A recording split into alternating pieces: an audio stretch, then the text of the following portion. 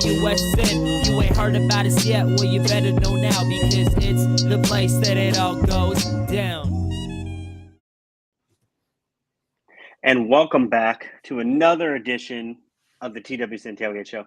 As always, I am Matt Levine, your host, joined by my co-host, Joshua Northcutt, and our regularly every week co-host at this, but you're just getting all the names, Bill. Bill Sparks. Bill knows ball. That's how everyone knows him. So we are back. We did a show Tuesday night going over the first edition of the college football playoffs rankings. So if you have not seen that, go check that out. Make sure to subscribe to the YouTube channel, like this video. We have a show coming out every single week at the same time. We appreciate everybody for tuning in. But gentlemen, we have a lot to get into today. Do we not? We do. We have a lot to get into. We had some stuff happen here. But first, as always, as we always do on this show, we talk about last week a little bit, right? Mm-hmm. And I have to mention Josh blew his lead one more time. We are still tied. For anyone who has paid attention, we are still tied.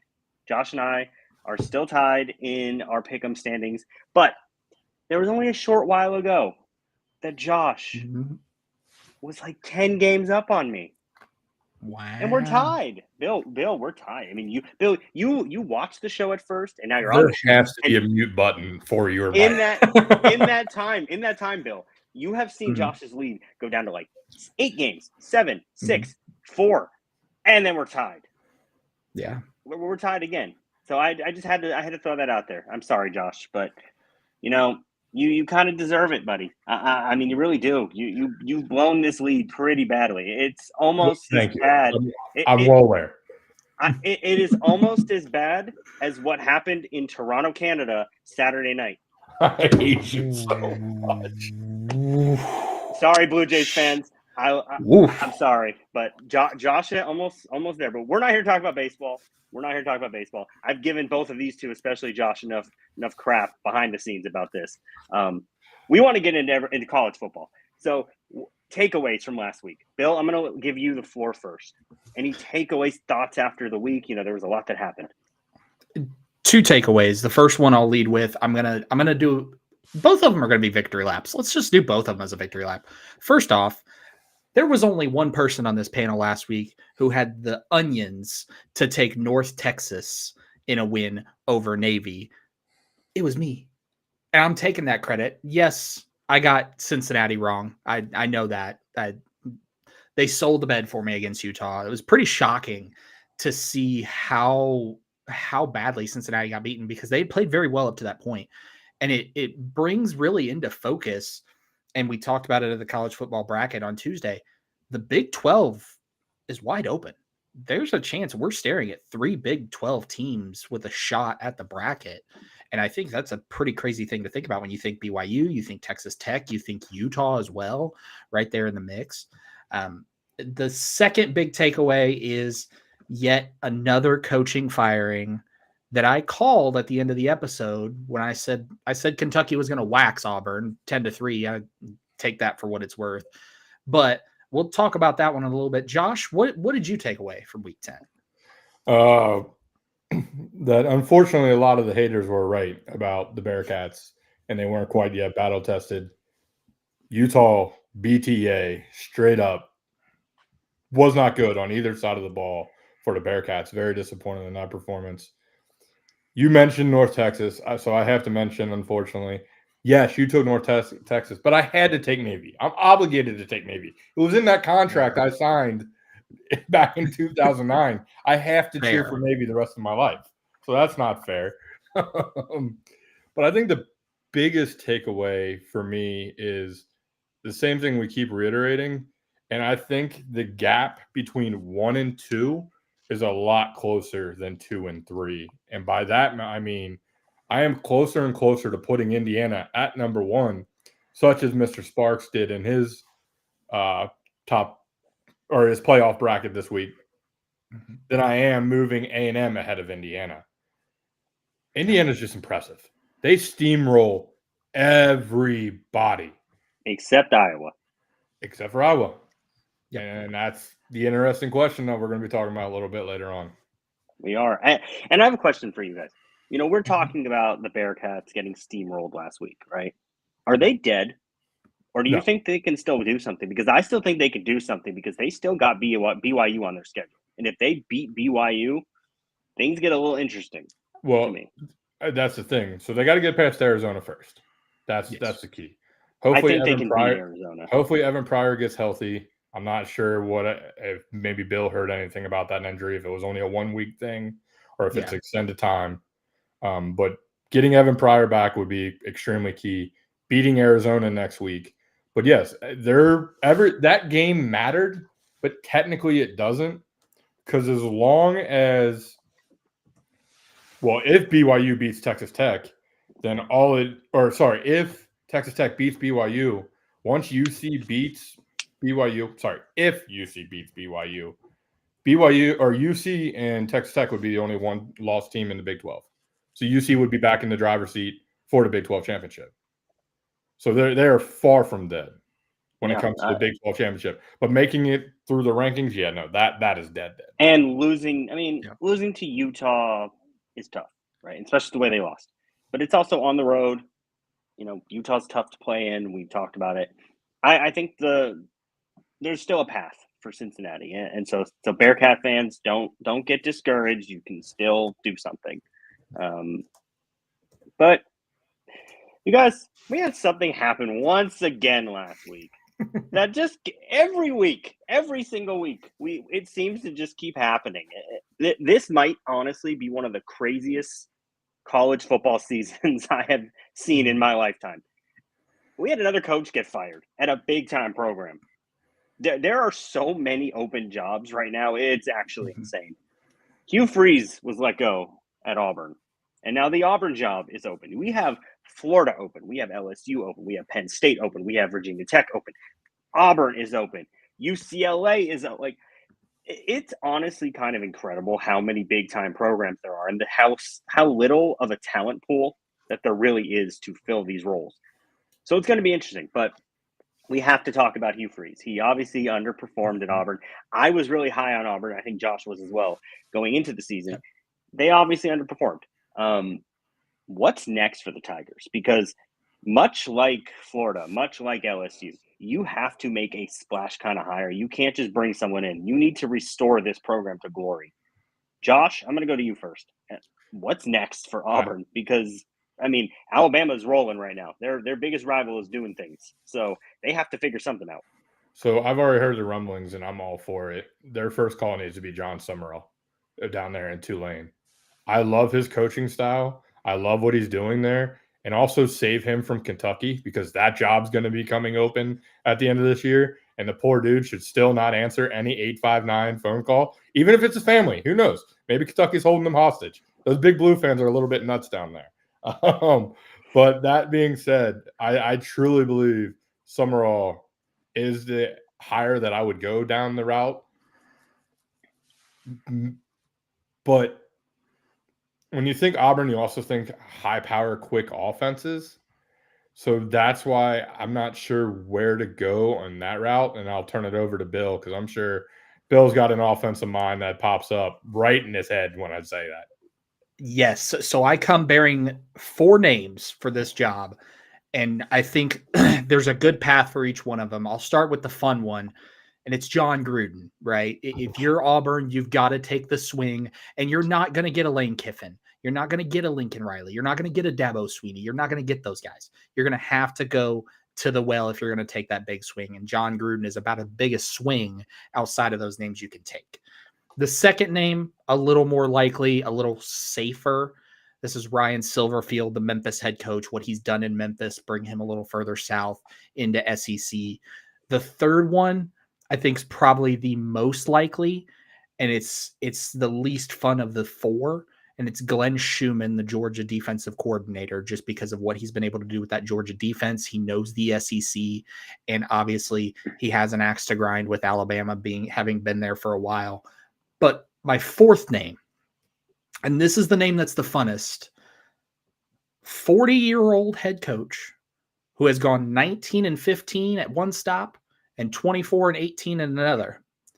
As a player, was an all Big 12 second teamer, has worked with Cam Ward, Patrick Mahomes, and helped develop them.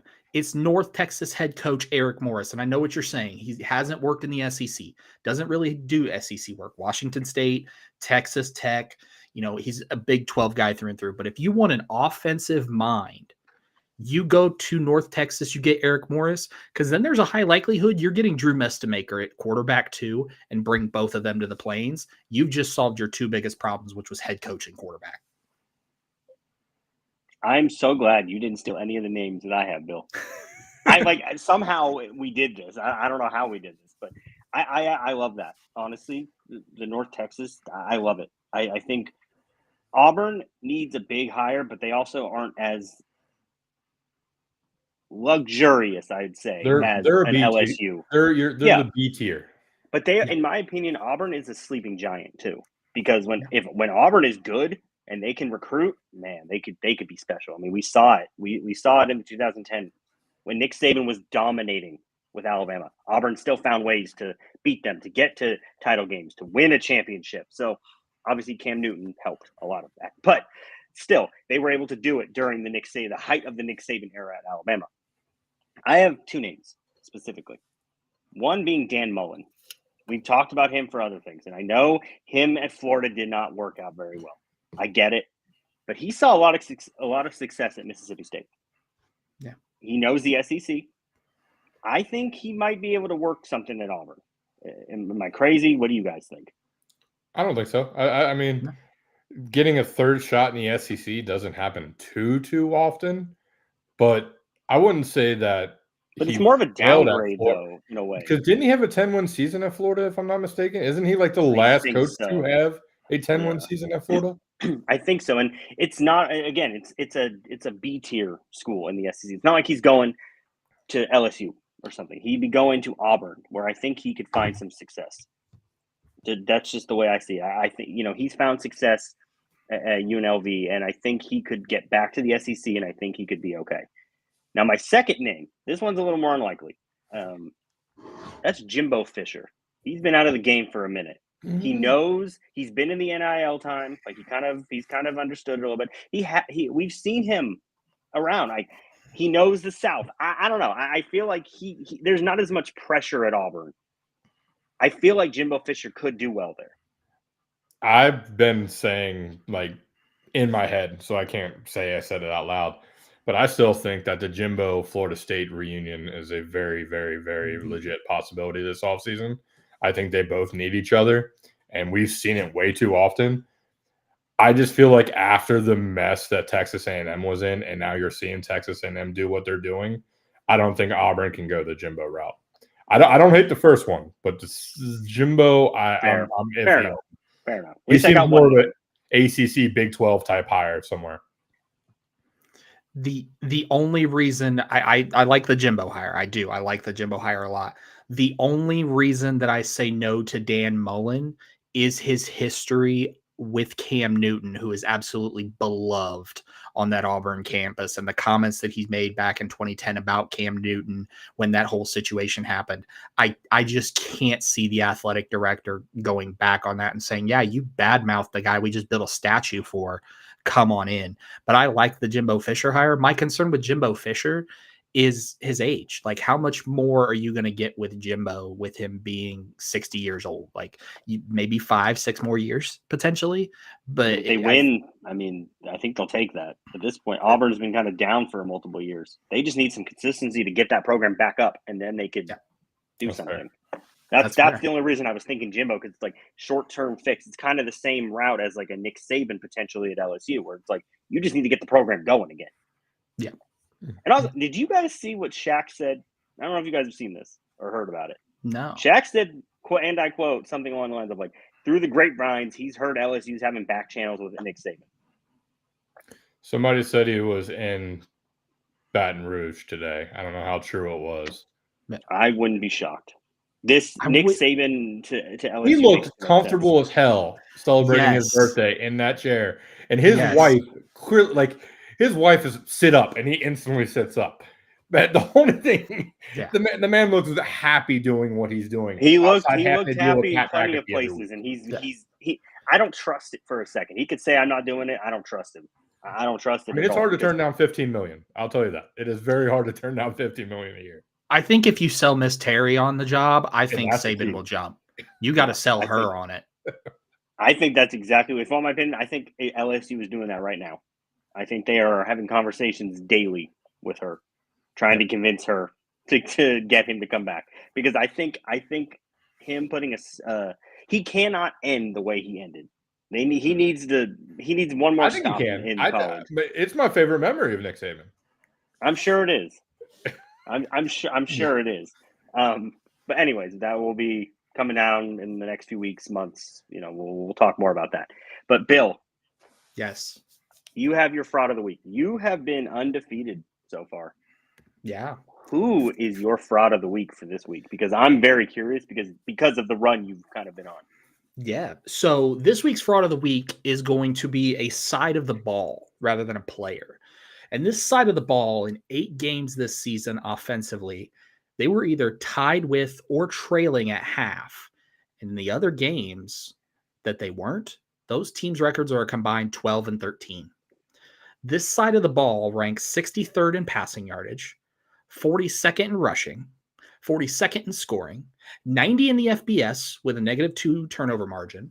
The quarterback has not thrown for more than 300 yards since September the 13th, and that was the only time he did it at 304 yards. They have not had a 100-yard rusher since September 28th, and that was the only time at 119 yards.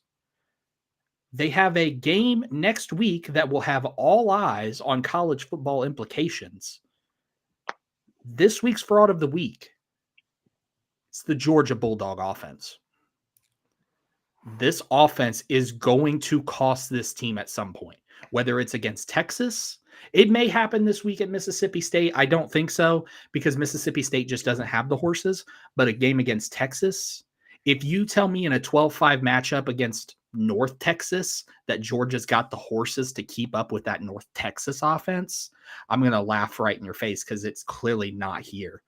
The run game is not working. The passing game is not working. And Glenn Schumann, who I just talked about as defensive coordinator, a potential Auburn head coach hire, is keeping this team on the rails.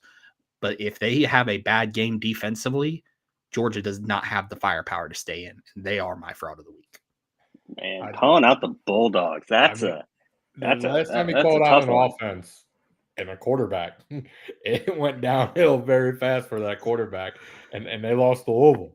I'm just the man knows ball, so I'm not here to question him. It's just I to think call out anything from Georgia. I mean, Georgia's been the pinnacle of success in college football the last X amount of years.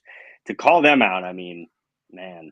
The thing is, though, they play 2 solid offenses because Texas seems to be figuring something out a little bit on offense now that Arch looks a little bit healthier. If Texas beats Georgia Tech can put up some points. If Texas beats Georgia, man, that's going to get very interesting with things. That's what I'm saying. Who's to say literally a month from now, we're not saying Georgia's out of the playoffs. Then yet again, we could be crowning them SEC champions.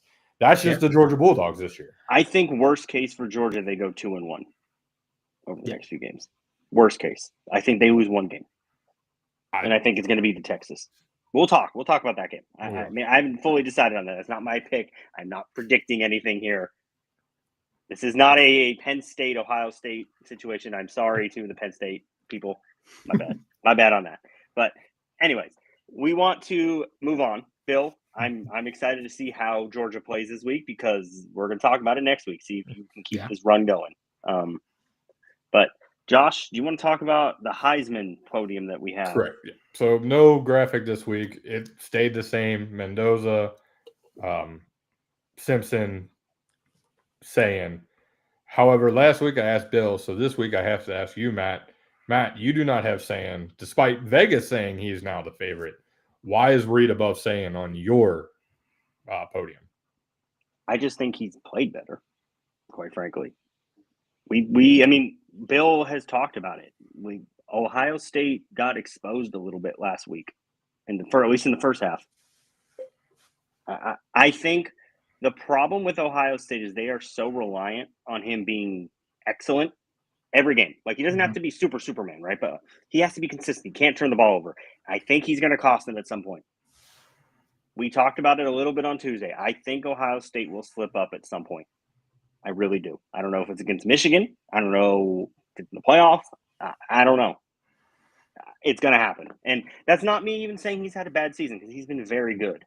He's been very good. He's exceeded expectations for me. But he is easily fourth for me. You guys maybe make the argument for third, but Mendoza and Simpson have just been so much better, in my opinion. I actually moved to saying the number one this week. The performance that he put up last week in the second half has looked amazing. I get you got to take a little bit off of him unfairly, but it's the way it works in the system because of Jeremiah Smith, because of Carnell Tate. But the numbers he's putting up is unbelievable. Like, he's almost passing and completing 80% of his passes. But then again, Mendoza's doing something similar. If I remember correctly, and it's kind of a shame because I know it's supposed to be a regular season award, I wish we could hold off on the vote until we watch Indiana play Ohio State. Because most of the votes are in by then, if I remember correctly. Yeah, they are. Yeah, I agree. Yeah. So it's going to be interesting. I mean, we have a few more weeks, and then we will figure this out, essentially. Since we had the show last 2 days ago, like my sense of time is off. 2 days ago, we're not going to dive too much, even really anything into the bracket, into the rankings. Yeah. Anything you guys want to talk about real quick before, just with the way the rankings came out, just to go over it for anyone who didn't see the show on Tuesday? I'm going to say, I wanted to bring a question up to you guys. And it's a question that is starting to cause some heat, specifically in 3 fan bases. So for y'all at home, what I'm pulling up right now is the non-conference schedule of every single team currently in the playoffs. The gold teams are teams that have faced someone in the playoffs. The reds are, Bill, correct me if I'm wrong, is it the FCS or FBS Subdivision 1? It would be FBS Subdivision 1. Okay, thank you. The green are Power 5 teams, and the gray are your borderline G5 type teams making the playoffs. Obviously, props need to go out there to Alabama. You can't really penalize them for having Florida State and Wisconsin. I mean, they lost to Florida State, but even Wisconsin was agreed to in 2018. You can't penalize them for that. They didn't know that Luke Fickell was going to destroy everything that we knew as Wisconsin, which, by the way, Wisconsin, what are you doing saying this guy is coming back yet again and doubling down? Not quite buying it, though, after you go over at the end of the year. Oregon, this is where you get the question mark of everything that's being said, because you look at it, Montana State, Oklahoma State, Oregon State. Oregon State is a mandatory game to be played every year, according to the state of Oregon's government. Oklahoma State was agreed upon last year after a down year, so that's why I would quote-unquote penalize them. Say what you want about Notre Dame, folks. They're playing 4 top 25 teams right now, 6 Power 5s, and their 2 non-Power 5s are Boise and Navy. That's no joke. I wanted to keep Notre Dame out as well, but if they do go 10-2, they belong in the tournament. The playoff. But here are the questions that I'm bringing up. Specifically, let's look at Texas, let's look at USC, and let's look at Michigan. Notice no red. Texas has a gold. That's a loss. USC has a gold. That's a loss. Michigan has a gold. That's a loss. Boys, we're going to lose these competitive games. Texas fans are already going crazy on Twitter saying if the Ohio State loss is what keeps them out of the playoff, take them off the schedule next year. Pay them whatever money it is. Don't let them come to Austin. We don't want to play you. And just load up some small school in Texas. How scared are you that Florida we're loss going would be to the lose? reason they stay out? But what was that? I think the Florida loss might be the reason rather than the Ohio State loss. But that's just me. I mean, the thing is, though, a 10-2, every time a 10-2 an SEC team is getting in. That's why we talked about Vanderbilt's going to get in if they win out. 10-2 SEC will get in. So if they're 9-3 and their only loss the rest of the year is either Georgia or A&M, and they're out because of that Ohio State loss, because if they would have played some scrub, they would have stayed number 1 that week, Matt. They would have never fell off number 1. Yeah, but I mean, I feel like you have to you have to have those marquee games nowadays in the do you though? non-conference. I mean, Matt, do you? You do if you want to win a Look at the top. championship. Indiana. You What want to just marquee get to the game are we playoff, talking about? fine. If you want to just get to the playoff, fine. But Texas wants to win a championship. You have to be battle tested. You can't just play scrubs and then get to the playoff and actually play a good team. But are we going to be saying that about Indiana? Because we were just talking about how Indiana should possibly be the number one team in the country. Indiana beat Oregon. Indiana went into Autzen and won that Yeah, game. and Texas would have had the entire SEC schedule. That's battle tested alone. But they did, and they lost to Florida. So who is not good. Here's the other thing I'm bringing up. On the right side, it's like top 25. They've already played 2. They've already played 0, blah, blah, blah. Notice again, Indiana not playing anybody the rest of the year. You go down to Texas, they've already played 5 teams. Is it you go down to Indiana's fault that Oklahoma, Penn they've already State played sucks, 6 though? teams. It's not Indiana's fault that Penn State is terrible this year. I get that. Penn State was supposed to be that team. And I understand that. But what I'm saying is teams like Michigan Michigan right now needs not only USC to lose a game, they need 7 teams in front of them to lose in order to get in. I don't know. Should have win over Ohio State if they beat Ohio State. I don't think they beat Ohio State right away. But if they beat Ohio State, should that get them in? Absolutely. But you can't put them in if USC goes into Oregon and beats Oregon because USC beat Michigan head-to-head. So what game is keeping Michigan out of the playoff? A game at Oklahoma in week 2. Why play that game anymore? Why play that game anymore? We are going because to you're trying because if they had won, their resume would be stacked. What was that? In this new age of college football, you have to stack your resume. It's the thing. I don't think we do right now, though. I think you do, though. But clearly you do, because if you had I'm just going to use Michigan for an example. If Michigan had beaten Oklahoma, how much better would they look right now? Had they beaten Oklahoma, it would have been looking great. However, that's my point. They just didn't happen to win the game. So you can't say that just because Oregon played Montana State, Oklahoma State, and Oregon State. What would have been any different of Michigan's schedule had they just played the teams they played and that Oklahoma game just been a red team instead? I'm telling you, we're going to lose these things that make college football so great because of this whole way the committee decides on everything. I don't know if we will, though, because we've talked about it. Money talks. Money does talk. These networks love these big time matchups. They love these primetime games. They love these early season games of like big programs against big programs, even if they're not in the conference. Like just throwing them together. Well, we've seen it for years. But when it all wraps around, the biggest team who gets to have to complain about it, and Bill talked about it in the chat, is going to be Miami. They're 18th right now, despite beating Notre Dame. They're not going to catch Notre Dame. That's not possible. Not with their schedule, not with their outlook. So a 10-2 Miami team is going to be left out despite a 10-2 Notre Dame team. And don't get me wrong. Again, like I said, Notre Dame's schedule, no joke. They ran, but they're going to be sitting at maybe 2-2 versus top 25 teams. But here's my counter to that with Miami. Let's take you brought up Miami. Miami had everything in front of them. Miami was a top team. They were one of the top 2. I think they got up to maybe 1. I think it was 2. Don't lose to SMU. Yep. Don't lose to Louisville on the road. I mean, Louisville's obviously we've seen possible ACC champ SMU. What if SMU runs the table? They only got 1 loss. Everybody forgets about that. Okay, but then Miami can't complain. If they're that good, Miami cannot complain. But then why are we rewarding a team that doesn't play a conference schedule? It's just the way things shake out sometimes. I know, it's not perfect. It's the same way as the old BCS system. It was not perfect by any means, but it's how it was. It goes down to what you said, Besto. It goes down to money. So teams like Ohio State, teams like Texas, teams like Notre Dame can survive losing these big game matchups. However, there's other teams that just can't because the money and the fan base and everything doesn't flow through. So why are they playing these games? If USC doesn't play Notre Dame, USC right now is a top 12 team. Tradition. Literally. Tradition. You have to play that game. You don't, though. Tell that to SMU and TCU. Tell that to Oklahoma and Oklahoma State. You play that game. As a former USC fan, I can tell you, the fans demand a game against Notre Dame. Yeah, and the state of Oklahoma demands Bedlam, and we don't have Bedlam anymore, Matt. It's a changing game, so why play that game?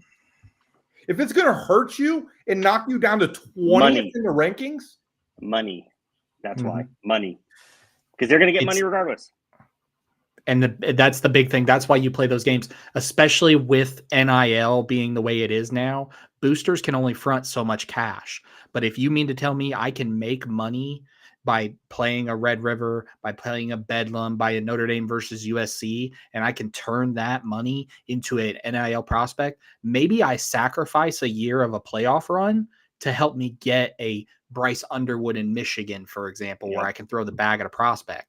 So I see where you're coming from, Josh. Like, yes, we're gonna see some of these games go away, but I don't think we ever will, because the other thing too is the number one deciding factor that the committee has is strength of record, and strength of record. Basically, saying I'm not number one. That is a conversation I've had with you too.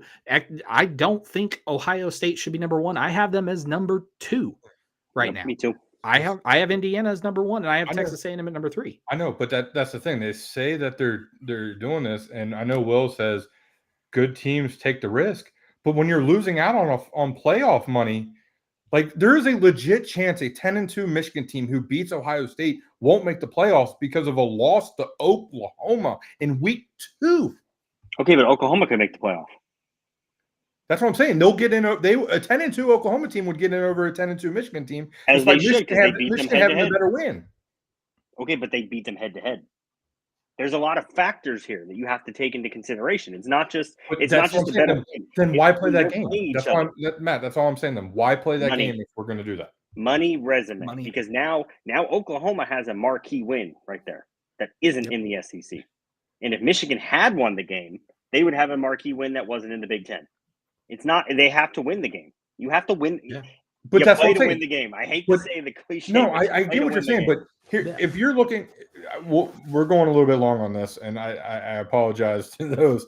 But it's something I just felt very, very strongly about, and because it right now it's screwing my team, and that's why I care a little bit much more about it than anything else. But if you're looking at this right now, and you're looking at the bracket, I guess this one would have been better. My apologies. You're looking at everything. Where does a one-loss Michigan team fall in? I'd say right there behind Oregon, maybe. At worst, Texas.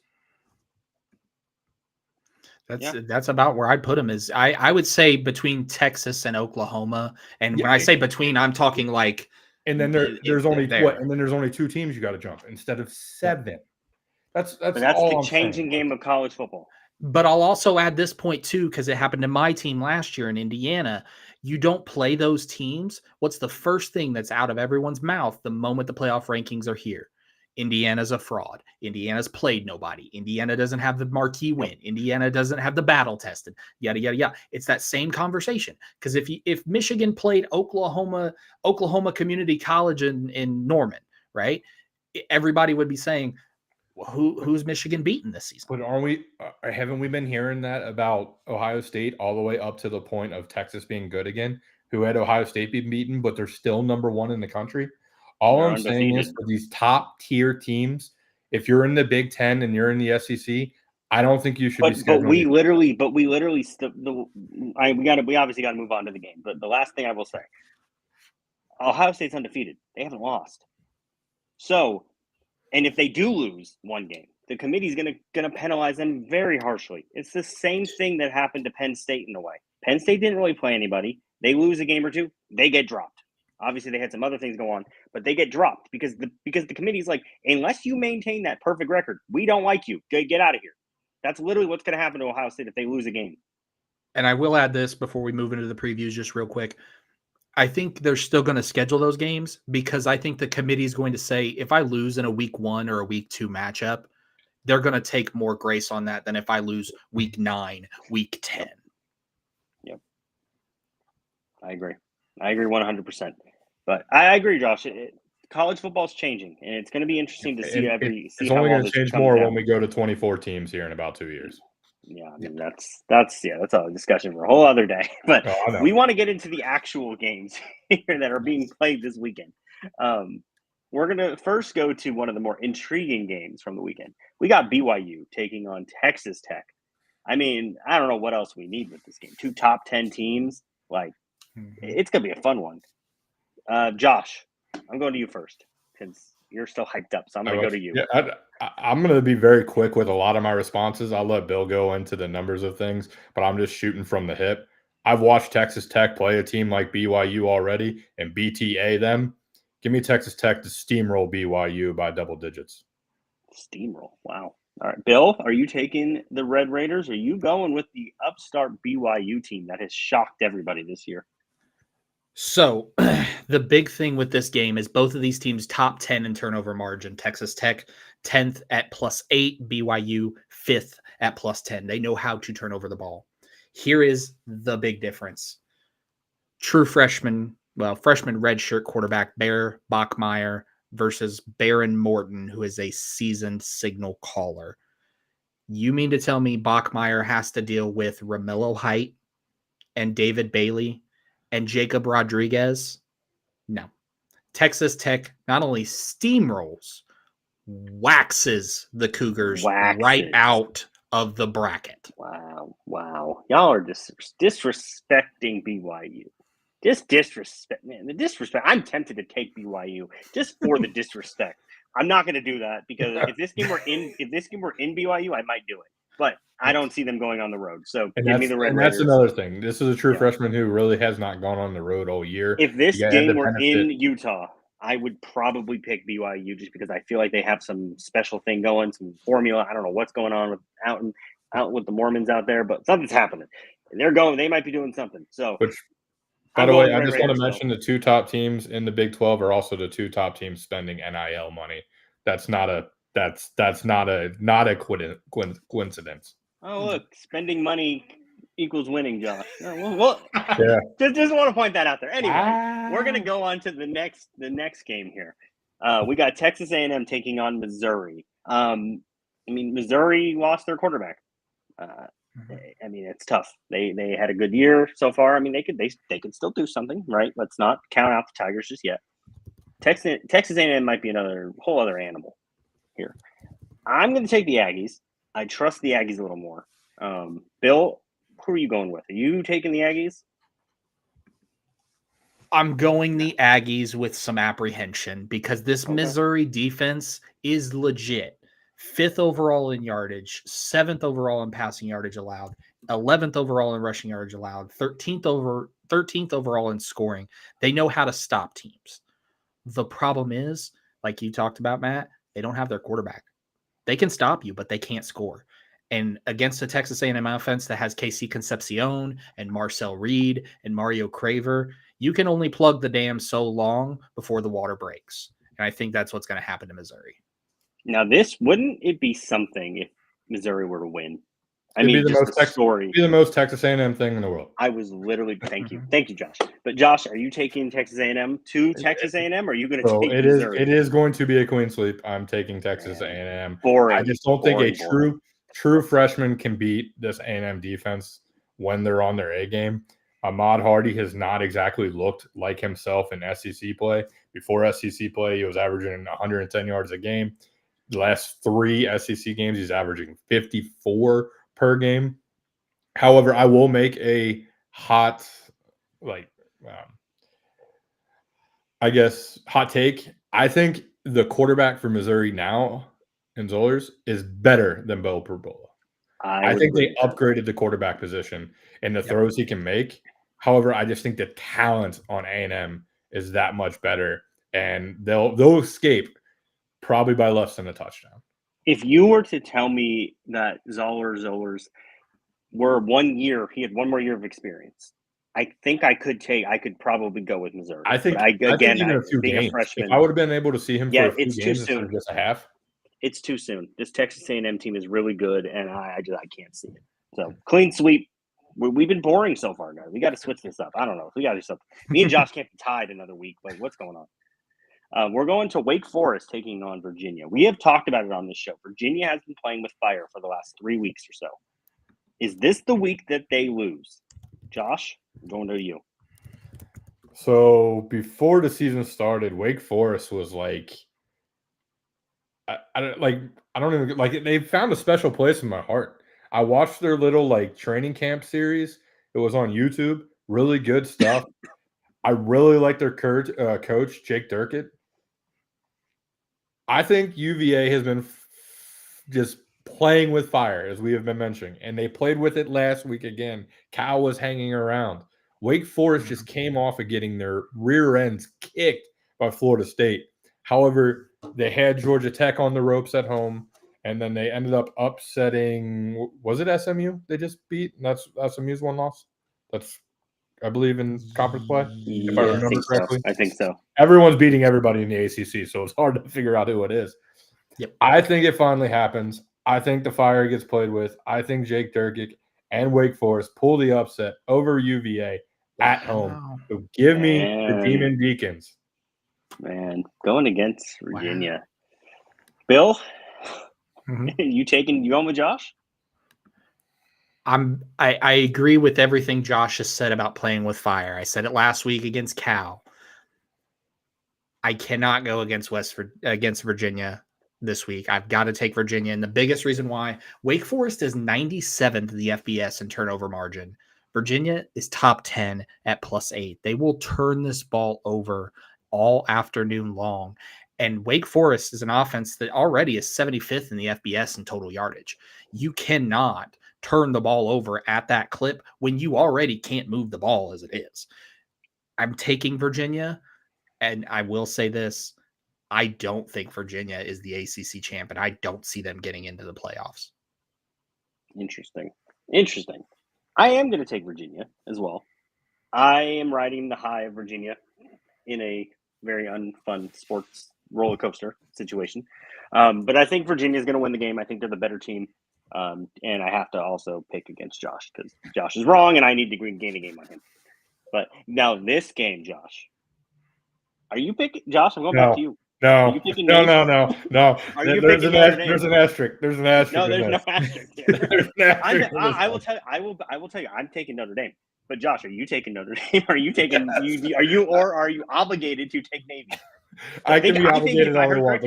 You have to take Navy. I think I read the fine print. I think this is the one exception every year. Bill, are we allowing him to take Notre Dame? Or I think because he said last week he has to take Navy. I think he said he had to root for Navy, so I think he's allowed to take Notre Dame. But I also think we need to call him out for it. Yeah, I think we do. So you best believe I'm going to be cheering Navy. I need Notre Dame to lose a game. I need them out of here. Like they need out of the playoff. So what I'm hearing is he's too scared to potentially go down 2 games to me. That's what I'm hearing. Navy is not going to be the team to do it. However, I'm telling you, it is a slight look-ahead spot. They got a big game at Pitt next week.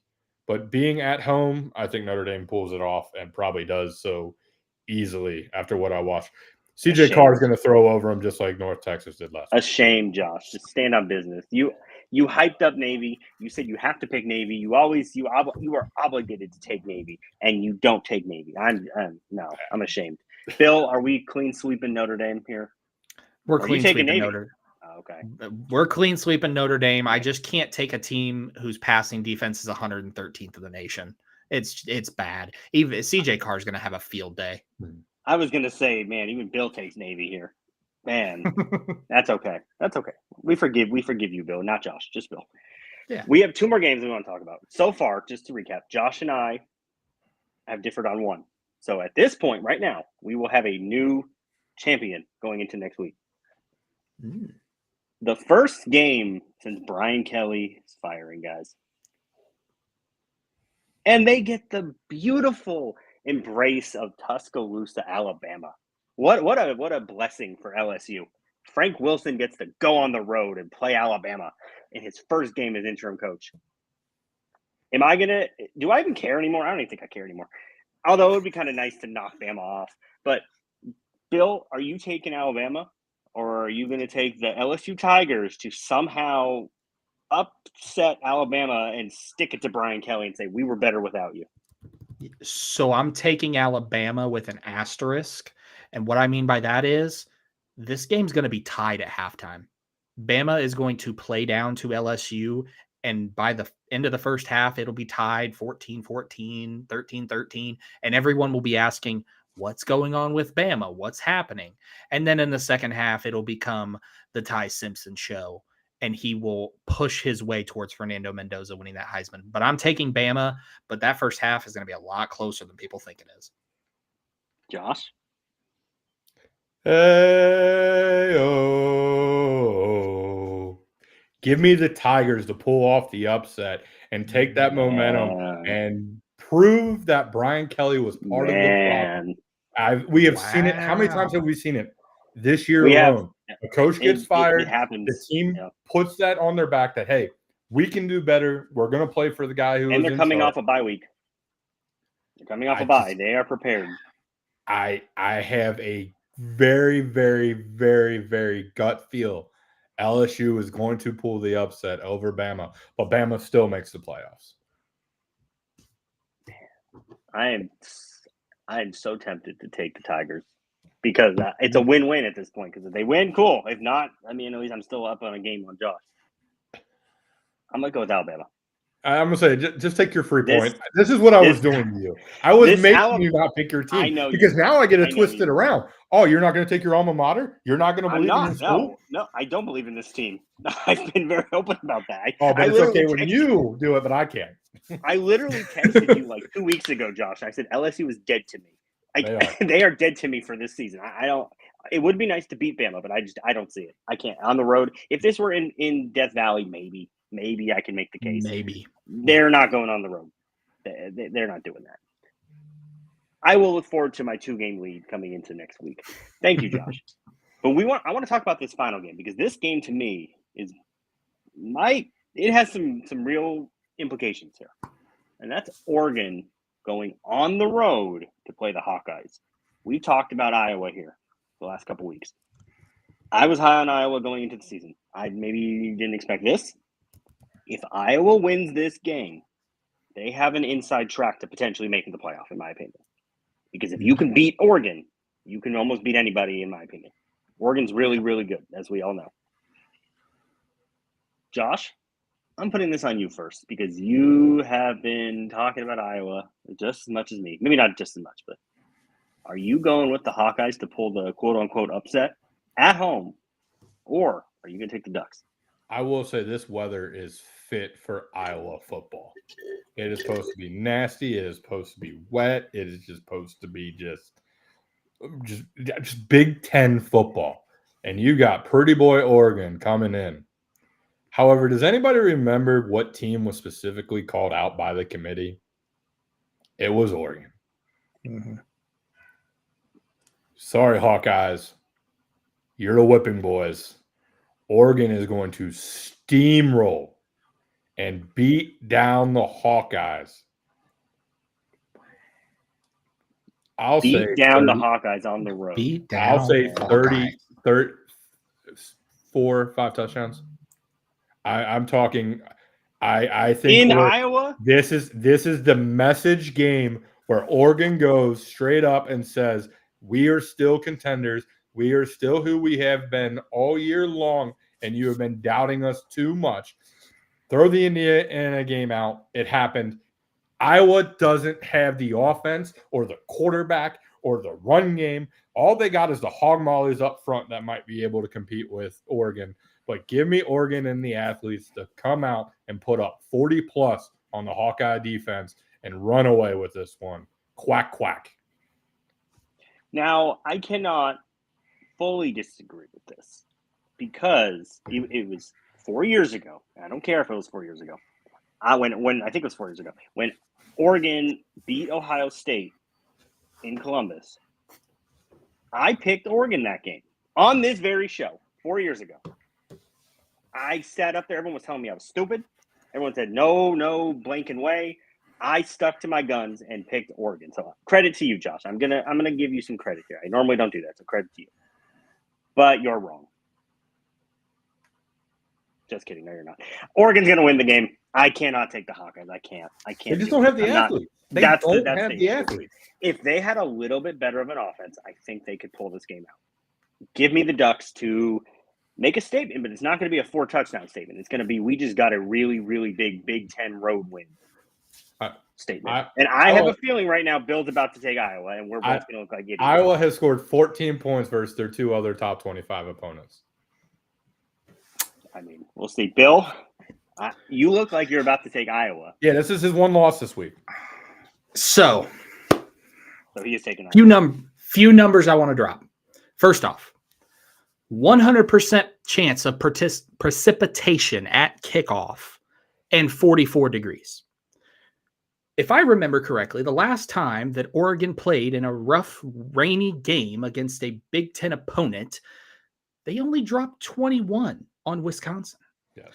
In addition to that, Oregon's red zone defense is 135th in the FBS, allowing opponents to score 100% of the time in the red zone.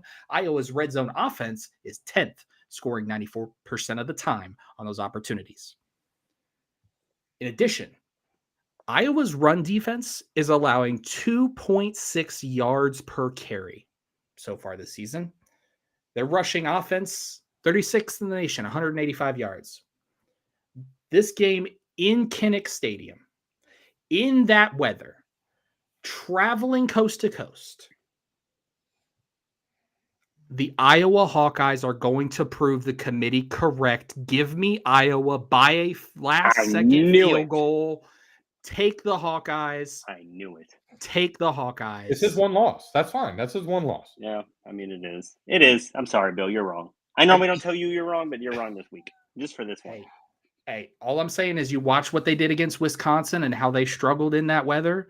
Now you're going across the coast in the same weather to Kinnick Stadium, which has historically been that stadium that teams have struggled with. Yeah. And Indiana struggled with Iowa as well. They barely beat Indiana. They barely lost Indiana, excuse me.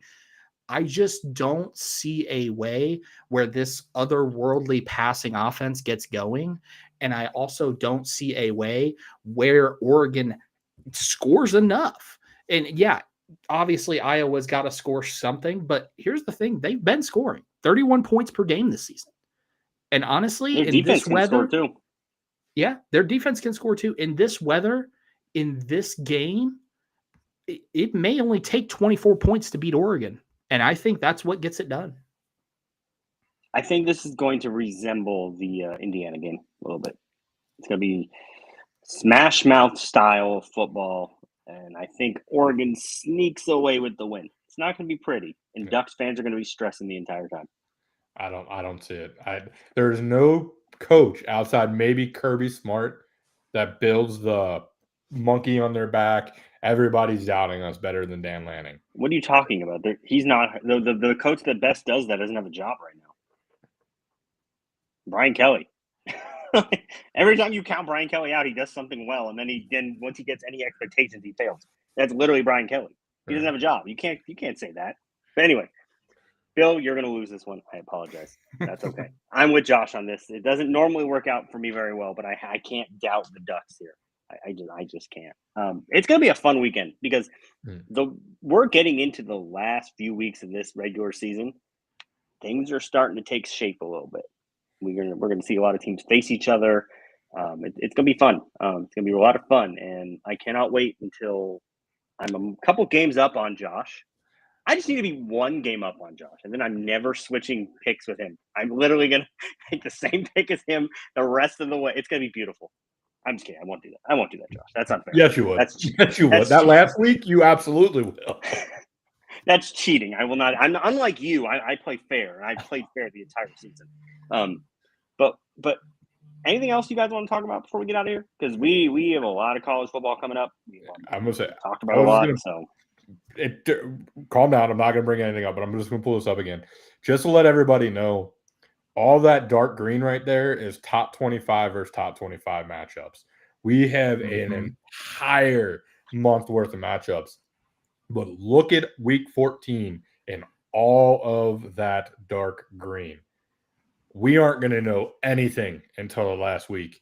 Chaos is going to happen. Upsets are going to happen. Teams are going to be motivated. Coaches are still going to be fired. Still waiting for the Dabo situation to turn around. He called out the refs, so we're getting close. He yelled at the refs. The only other coach I think that might be closer to getting fired is Bill O'Brien after he snapped on the #1 beat reporter in Boston College, who was a Boston College alum, and said, "Oh, I don't know how long you've been going here, but he's their #1 writer." So he's been there for a while, Bill. Yes. And I was going to say my next big hot take, I called it last week when I said Hugh Freeze was going to be fired. This week, I fully expect Boston College to be looking for a new head coach come Monday morning when SMU travels coast to coast, goes into Boston College, and waxes Bill O'Brien. And I mean waxes, and shows that they could be the class of the ACC. I'm going to say people are sleeping on them because of those 2 losses to their Texas rivals. SMU can very easily be the ACC champ when it's all said and done because they only have one loss in conference, and the whole tiebreaker thing, don't even get me started. I ain't looking at it until week 14. Not looking at it until week 14. Speaking of all the games coming up, YouTube TV, get your act together. ESPN, get your act together. Please. Hey, just go type your email into a page and let them send you a link to then turn around and put into another link. No, you don't want to do that? Like, I'm sorry. No. There are too many good games coming up. Get your blank together. I'm not going to say it. Get your blank together. They have no initiative to do it because they put that free offer out there to just put the link in here and pressure YouTube. This one is not getting resulted anytime soon, specifically, especially when you look at the prices that they just raised on Disney Plus. I think it just went up another $15, $20 if you got the high top dollar one of Hulu, Disney Plus, and ESPN Plus, and then all that tied up. Let college football fans watch college football. That's ESPN all I will say. Just cut their deal with their gambling website to make DraftKings their number one thing because they're hurting for money so bad. DraftKings is like, oh, just use our odds and sponsor, and we'll pay you every year. So now every time you turn on ESPN, you're going to see DraftKings on the bottom of it. But hey, gambling's bad, and we're trying to prevent it in sports. Don't do it. Don't do it, kids. Don't do it. It's not worth it. Anything else, guys, before we get out of here? Just always want to throw that out here. All right, well, then we want to thank everybody for tuning in. We appreciate every single person. We really do mean that. We appreciate everyone who tunes in. We will be back here next Thursday, same time, 6 p.m. Eastern time, 3 p.m. Pacific time. Shout out to my West Coast people. As always, thank you. That it will do it from us from the TWSN Tailgate Show. We will see you next week.